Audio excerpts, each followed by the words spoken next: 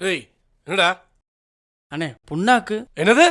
அண்ணே மாட்டுக்கு புண்ணாக்கு வாங்க என் மையன்ட்ட காசு கொடுத்துருந்தேன். அது பைக்குட்டுக்குள்ள இருக்கு, வாங்கிட்டு போயிடுவானே. படிக்கிற பையன்ட்ட புண்ணாக்குவாங்க போட. பாத்தீங்களா டீச்சர், பெத்த பிள்ளைகிட்ட புண்ணாக்குவாங்க காசு கொடுத்துருக்கேன். இவன் தான் படிக்காம தற்கொலையா இருக்கானா? இவன் பிள்ளைய மாடு மேய்க்க வைக்கிறான் பாருங்க. இவன மாதிரி ஆள் இருந்தா நாடு எப்படி முன்னேறும்?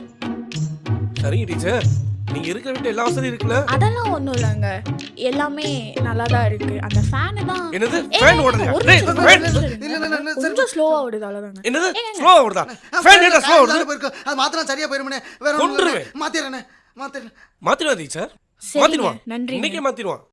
பரவாயில்லங்க, மெதுவாவே சரிங்க டீச்சர். மாத்தட்டும். அப்புறம் டீச்சர், நம்ம ஊர் பையனுங்க கொஞ்சம் முரடைங்க தான். ஆனா பாடம் சொல்லி கொடுத்தா நல்லா படிப்பாங்க. ஏதாவது ஒண்ணுனா என்கிட்ட சொல்லுங்க, நான் பாத்துக்கிறேன். சப்புன்னு அடிச்சு விடுவேல. நமக்கு படிப்பு கொஞ்சம் கம்மி தான், அதுக்காக எல்லாரும் இணைய மாதிரி படிச்சிடக்கூடாதுல்ல. நல்லா படிச்சாதானே நமக்கு பெருமை, நம்ம ஊருக்கு பெருமை. என்ன நான் சொல்றது?